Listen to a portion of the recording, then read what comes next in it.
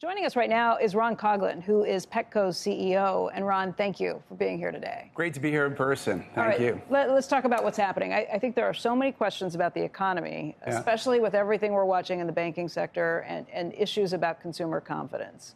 Does any of the concerns that we see elsewhere, does any of that show up in what you are seeing in the stores right now? Because pets have been one thing that people have always been really willing to spend on. Yeah, if you look at past recessions and this time, the pet industry continues to grow. It grew through the 2007 recession, past recessions. There's some research that just happened with pet parents and said, would you rather cut down on your food or your pet's food? It was twice as likely to cut down on your own food versus your pet food. And your kids?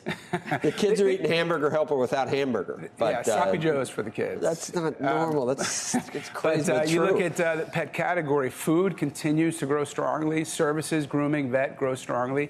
There is some impact on discretionary spend like other places. So you might let that collar lead last a little longer. But that was roughly... Is the grooming going a little longer too? Grooming, we've been growing double digits. So that's strong as well.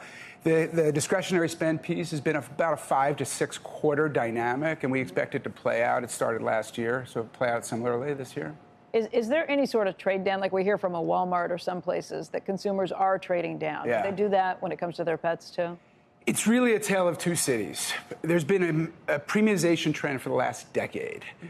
So if you look at our high-end fresh frozen foods, if you look at Origin or Taste of the Wild, the high-end foods, they're growing double digits still. Our portfolio continues to premiumize, but there are lower spending customers who are looking for more value. So we're having to adjust and have more opening price point products.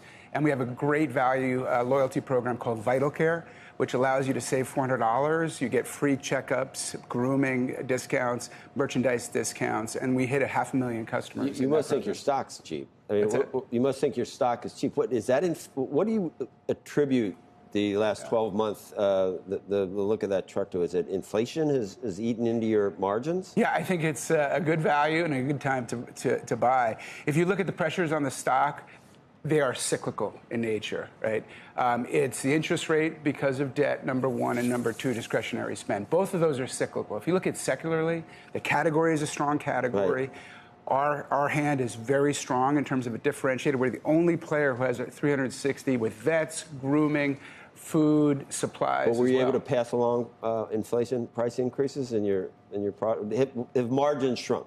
The pricing was able to be passed around. The issue on a gross margin is the discretionary spend because supplies are more profitable. So it's a short-term cyclical mix issue, but the pricing was passed through to 22. 23 is going to be roughly even between disinflation and inflation from what we can see right now. Is there a way you can prompt people?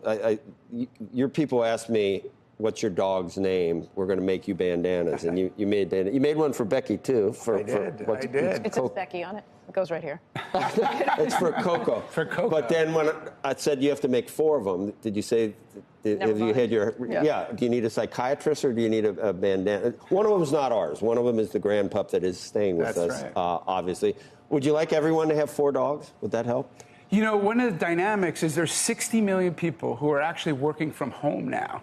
And the more you're home, the more time you spend with your pet, and actually the more pets that come into that house. So that stay-at-home dynamic is good for our business. Sense. You don't forget your vaccines. You pick up those extra toys. You give the treats during the day.